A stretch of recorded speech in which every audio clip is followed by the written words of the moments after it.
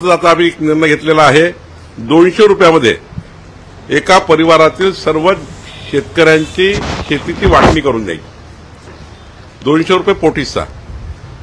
ह्या पोटीसाला मोजण्याकरता खूप मोठा पैसा द्यावा लागत होता, म्हणून शेतकरी भावाभावामध्ये भांडणं सुरू होते।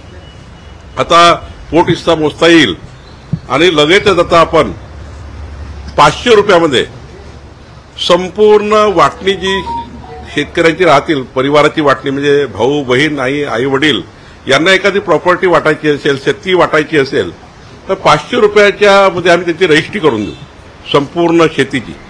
संपूर्ण शेतीची जेवढे वाटणी होतील त्या वाटण्याला जवळपास 1 लाख 2 लाख खर्च यायचा, म्हणून वाटणी रजिस्टर करायची नाही, साध्या स्टॅम्प पेपरवर वाटणी करायचे आणि त्याचे वाद तयार व्हायचे। पण आता मात्र एक वाटणीपत्र जे 500 रुपयात रजिस्टर होईल, आयुष्यभराचे भावाभावांचे वाद होणार नाही, बहिणीचे वाद होणार नाही, असाही निर्णय महसूल खात्याने घेतला आहे। आणि पुढच्या काळात आम्ही विचार करतोय की राज्यामध्ये जो महत्वाचा तुकडेबंदी कायदा आहे, छोटे छोटे तुकड्यावर बंदी टाकलेली आहे, त्यामुळे मोठ्या प्रमाणावर त्या ठिकाणी 7-12 लोकांचे तयार होत नाही, कारण छोटा तुकडा घेतला तर 7-12 व्हावा लागतो, पण होत नाही कारण तुकडेबंदी कायदा राज्यामध्ये।